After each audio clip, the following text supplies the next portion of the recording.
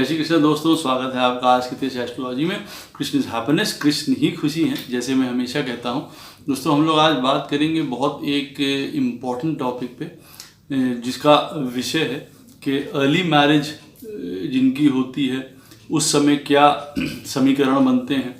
जिनकी नॉर्मल रूप में मैरिज होती है, मतलब एक सही एज में मैरिज होती है, उसमें क्या समीकरण बनते हैं, और जब लेट मैरिज होती है तब क्या समीकरण बनते हैं। और इसी के साथ साथ इन तीनों चीज़ों का जब मैं सूत्र आपको बताऊंगा, जो पॉइंट्स आपको बताऊंगा वो बहुत इम्पॉर्टेंट हैं, वो टेस्टेड हैं कई पत्रिकाओं में, ये शास्त्र के हिसाब से भी हैं, जो टेस्ट किए गए हैं कुंडलियों के ऊपर उसके हिसाब से हैं। लेकिन इनके साथ साथ फिर लास्ट में 4 पॉइंट्स ऐसे भी हैं जो आप लोगों को अवश्य देखने चाहिए। क्योंकि उसकी जब अगर वो वाली स्थितियां उत्पन्न हो रही हैं आपकी पत्रिका में, तो जो मैं आपको पहले पॉइंट्स बताऊंगा, जब जल्दी मैरिज होती है या जब नॉर्मल एज में मैरिज होती है या जब लेट मैरिज होती है, तब उसमें भी देखिए डाइवर्जन या बदलाव हो सकता है। तो दोस्तों वीडियो स्टार्ट करने से पहले चैनल को सब्सक्राइब अवश्य कर दीजिए, लाइक करिए, कमेंट करिए, सपोर्ट करते रहिए जैसे आप लोग कर रहे हैं, उसके लिए अति आभार है। आप नोटिफिकेशन बेल अवश्य पुश कर दीजिएगा ताकि मेरे द्वारा पोस्ट किए गए वीडियोस आपको टाइम टू टाइम मिलते रहें। अवश्य नोटिफिकेशन बेल पुश कर दीजिएगा, डबल रिक्वेस्ट है। जिनको किसी भी प्रकार की कंसल्टेशंस लेनी हो, पर्सनल कंसल्टेशंस पेड होती हैं, पेड वंस होती हैं, अपनी फाइनेंसेस के बारे में, सेहत के बारे में, मैरिज के बारे में, संतान के बारे में, अवश्य आप मुझे संपर्क कर सकते हैं। वीडियो में मेरे नंबर फ्लैश होते रहते हैं, वीडियो के डिस्क्रिप्शन बॉक्स में भी नीचे दिए रहते हैं। ईमेल के थ्रू भी आप मुझे संपर्क कर सकते हैं। जिनको ज्योतिष विद्या पढ़नी हो आसान तरीके से, सरल तरीके से, स्पिरिचुअल तरीके से, अवश्य मुझे संपर्क कर सकते हैं इन्हीं नंबरों पे या ईमेल के थ्रू, कोर्स के बारे में जानने के लिए और फीस के बारे में जानने के लिए। तो दोस्तों हम लोग पहले बात करते हैं, जब किसी की अर्ली मैरिज होती है तब क्या समीकरण या तब क्या सूत्र बनते हैं उस समय, जिनका विवाह जो है एक जल्दी हो जाता है। आप मान के चलिए कि 17-18 साल से लेके 21-22 साल की उम्र तक में अगर विवाह हो जाता है तो क्या समीकरण बनते हैं। तो देखिए पहला उसका पॉइंट है कि फर्स्ट हाउस में और 7th हाउस में पत्रिका के बेनिफिक प्लैनेट बैठे हों, मतलब शुभ प्लैनेट बैठे हों। बृहस्पति है, शुक्र है, बुध है, चंद्रमा शुभ है, पक्ष में जो बली हो, सदृढ़ हो, वो बैठा हो अगर, तब आपके जल्दी मैरिज के समीकरण बनते हैं। लेकिन उनके साथ कोई जो है मेलेफिक प्लैनेट ना बैठा हो। जैसे कि पहले घर में अगर किसी के बृहस्पति बैठा है तो उसके साथ राहु नहीं बैठा होना चाहिए इस तिथि के लिए।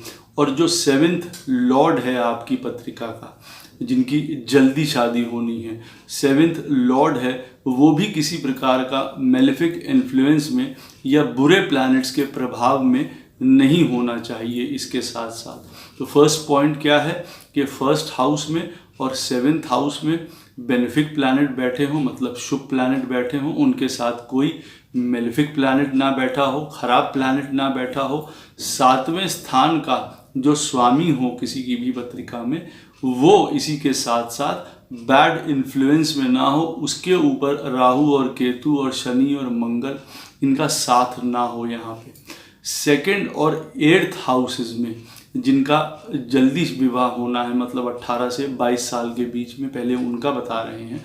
दूसरा सूत्र है उनके लिए कि 2nd और 8th हाउस में किसी भी प्रकार से जो है बुरे प्लैनेट नहीं बैठे होने चाहिए, मेलेफिक प्लैनेट नहीं बैठे होने चाहिए। इसके साथ साथ जो पहला सूत्र है वो खरा उतरना चाहिए। दूसरा सूत्र है कि 2nd और 8th हाउस में किसी भी प्रकार का मेलेफिक प्लैनेट शनि, मंगल, राहु, केतु ये नहीं बैठे होने चाहिए। ये दूसरा सूत्र है। तीसरा सूत्र है कि जो वीनस है, शुक्र है, जो विवाह का कारक है, वो कंबस्ट नहीं होना चाहिए, मतलब कि सूर्य से अस्त नहीं होना चाहिए। चौथा सूत्र है जो इम्पोर्टेंट है, और बेनिफिक्स जो हैं आपकी पत्रिका में, शुभ प्लैनेट जो हैं आपकी पत्रिका में, वो रेट्रोग्रेड स्थिति में नहीं होने चाहिए। मतलब बृहस्पति, शुक्र, बुध ये सब रेट्रोग्रेड स्थिति में नहीं होने चाहिए। तो एक नॉर्मल मैरिज मतलब अर्ली मैरिज का ये सूत्र बनते हैं। तो देखिए ये काफ़ी जो है वो पुस्तकों से और शास्त्र से लिए गए हैं, ये ज़्यादातर ठीक बैठते हैं। आपके ऊपर भी जब आप अपनी पत्रिका में लगाएंगे इसको तो अवश्य सही बैठेंगे। किन वजहों से ये सही नहीं बैठ सकते हैं उसके लिए अंतिम में हम लोग बात अवश्य करेंगे, जो मैंने पहले बताया था आपको पत्रिका में कि हम लोगों के कौन कौन से कारणों से ये सूत्र जो मैं आपको बता रहा हूँ, एक अर्ली मैरिज के, एक नॉर्मल मैरिज के और एक लेट मैरिज के, ये बदल सकते हैं, इनमें बदलाव हो सकता है। वो भी मैं आपको 4 सूत्र बताऊंगा आखिरी में।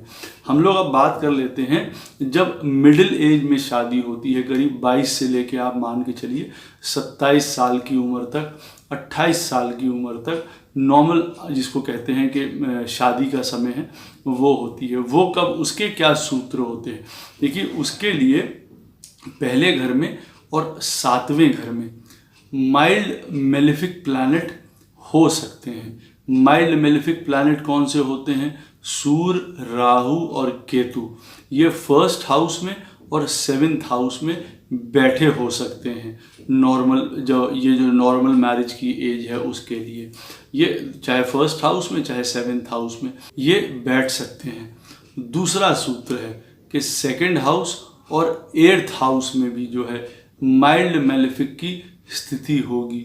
जैसे राहु और केतु दूसरे और 8वें स्थान पे बैठे हो सकते हैं, या सूर्य दूसरे या 8वें स्थान पे बैठा हो सकता है। वीनस जो है यहाँ पे अस्त नहीं होगा, यहाँ पे भी वीनस का अस्त होना यहाँ पे नहीं बताता है सूत्र। इसका मतलब वीनस इसमें भी कम्बस्ट नहीं होना चाहिए नॉर्मल मैरिज के लिए भी, नॉर्मल एज के लिए भी। चौथा सूत्र है इसके लिए कि जो 7th हाउस का लॉर्ड है वो अवश्य मेलेफिक इन्फ्लुएंस में होगा, मतलब उसके ऊपर पाप प्रभाव पड़ रहा होगा 7th लॉर्ड के ऊपर। मतलब या तो वो मंगल शनि के साथ होगा, या कहिए 7th लॉर्ड जो हो किसी भी प्रकार से राहु केतु या सूर्य के साथ भी बैठा हुआ हो सकता है। तो उनके ऊपर 7वें स्थान के स्वामी के ऊपर मेलेफिक प्रभाव होगा ऐसी स्थिति में जब मैरिज नॉर्मल एज में होनी होती है। तो ये 4 सूत्र जो हैं वो नॉर्मल मैरिज के लिए हैं। हम लोग बात करते हैं लेट मैरिज की, कि लेट मैरिज की स्थिति कब उत्पन्न होती है, जो 28 साल से फिर आगे बढ़ के 36 साल तक की उम्र तक की भी जाती हुई देखी जाती है। उस स्थिति में फर्स्ट हाउस में और 7th हाउस में आपकी पत्रिका में घोर मेलेफिक्स बैठे होंगे, घोर पाप प्लैनेट्स बैठे होंगे। सैटर्न या मंगल की बात करते हैं यहाँ पे। दूसरा सूत्र है कि 2nd हाउस में और 8th हाउस में आपकी पत्रिका में मंगल या शनि बैठे हो सकते हैं। यहाँ पे भी लेट मैरिज की स्थिति बनती है। वीनस यहाँ पे कम्बस्ट होगा, सूर्य से अस्त होगा। यहाँ पे शुक्र जो है नेचुरल मैरिज का जो कारक है, 7th हाउस का जो लॉर्ड है वो कम्बस्ट होगा, वो भी अस्त होगा सूर्य के साथ। 7th हाउस का जो लॉर्ड है उसके ऊपर मेलेफिक इन्फ्लुएंस हो सकती है, वो पाप प्रभाव में हो सकता है। पत्रिका में जो बेनिफिक प्लैनेट है इसके बाद, मतलब जो शुभ प्लैनेट है वो रेट्रोग्रेड स्थिति में हो सकते हैं, तब लेट मैरिज की स्थिति बनती है। जुपिटर ही एक ऐसा प्लैनेट है या बृहस्पति ही एक ऐसा प्लैनेट है जो सिर्फ फिर लेट मैरिज वालों के लिए, शादी के लिए एक अकेला युद्ध लड़ता हुआ नज़र आ रहा होगा पत्रिका में। तो जो लेट मैरिज के सूत्र हैं वो भी बहुत इम्पॉर्टेंट हैं, आप उसको ध्यान से फिर से दोबारा सुन सकते हैं जो मैंने आपको बताया है। हम लोग बात करते हैं अब इस सब सिनेरियो में कि अगर आपकी जल्दी मैरिज होनी है, अर्ली मैरिज, या नॉर्मल मैरिज होनी है, या आपकी कब जो है किन कारणों की वजह से लेट मैरिज हो सकती है। अब ये स्थितियां कब इस तरीके से काम करेंगी या क्या स्थितियां बदल सकती हैं आपकी अपनी अपनी पत्रिकाओं के हिसाब से। वहाँ पे कौन से ऐसे 4 सूत्र हैं जो आपको अवश्य देखने पड़ेंगे। जो मैंने ऊपर आपको सूत्र बताए हैं अर्ली मैरिज के, नॉर्मल मैरिज के और लेट मैरिज के। तो पहली बात है, अगर किसी की भी पत्रिका में मांगलिक दोष है तो पत्रिका को अलग तरीके से आंकना पड़ जाएगा। अगर मंगल किसी की भी पत्रिका में 1st हाउस में, 4th हाउस में, 8th हाउस में, 7th हाउस में, 12th हाउस में बैठा हुआ है, यहाँ समीकरण चेंज होते हैं। कुजा दोष जो है उसको आंकना पड़ता है, वो क्या कर रहा है पत्रिका में, उसके हिसाब से कभी कभार जो है मैरिज जल्दी भी दे सकता है और कभी लेट भी दे सकता है।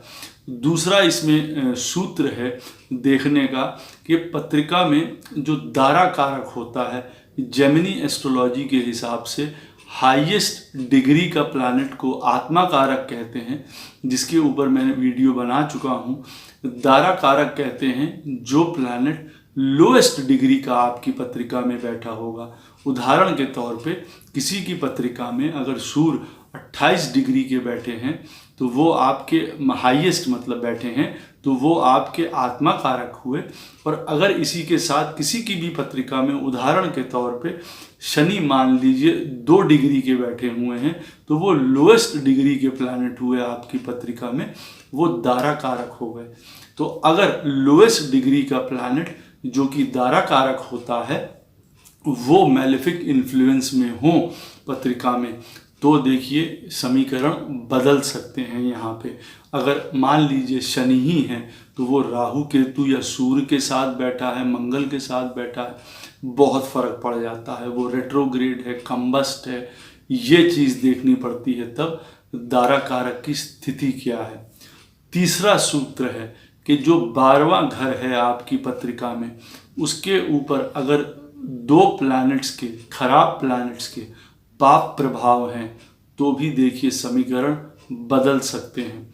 वो आपकी नॉर्मल मैरिज से लेट मैरिज हो सकती है, अर्ली मैरिज से आपकी लेट मैरिज हो सकती है, कई समीकरण बदल सकते हैं, या विवाह ना होने की स्थिति भी उत्पन्न हो सकती है ऐसी स्थिति में। तो तीसरा सूत्र है कि 12वें स्थान पे मंगल, शनि, राहु, केतु, इन सब प्लैनेट्स का मतलब अगर 2 प्लैनेट्स का प्रभाव है तो स्थितियां यहाँ पे फिर से विचार करने योग्य होती हैं। जो मैंने आपको नॉर्मल चीज़ों के लिए, नॉर्मल शादी के लिए सूत्र बताए हैं, तब पत्रिका फिर से देखनी पड़ती है कि अब क्या समीकरण बन रहे हैं। चौथा सबसे इम्पॉर्टेंट पॉइंट है कि अगर आपकी पत्रिका का 4th हाउस है, जो चौथा घर जो है, उसके ऊपर 3 बुरे प्लैनेट्स का प्रभाव है, जैसे मंगल, राहु, शनि, इनका प्रभाव आपके चौथे स्थान पे पड़ रहा है, तब भी देखिए समीकरण बदल जाएंगे। तब जो मैंने आपको नॉर्मल मैरिज के सूत्र बताए हैं, जो आपको अर्ली मैरिज के सूत्र बताए हैं, जो लेट मैरिज के सूत्र बताए हैं, उसमें देखिए बदलाव हो सकता है। कभी शादी उसमें जल्दी हो सकती है, कभी शादी उसमें लेट हो सकती है, और कभी हो सकता है शादी की नौबत ना आए या शादी की एज निकल जाए, वो प्रॉमिस जो है वो पूरा होता हुआ नहीं दिखाई पड़ता है। तो आखिरी में ये 4 सूत्र बहुत इम्पोर्टेंट होते हैं जो मैंने आपको बताया है, उन सूत्रों के साथ जो मैरिज के लिए मैंने आपको बताए हैं। आशा करता हूँ आपको ये वीडियो काफ़ी इन्फॉर्मेटिव लगेगा, काफ़ी रोचक भी लगेगा। कोई भी प्रश्न हो आपका इस वीडियो से संबंधित, अवश्य आप मुझसे पूछ सकते हैं। मैं कोशिश करूँगा कि उसका उत्तर आपको अवश्य दूँ। जय श्री कृष्ण।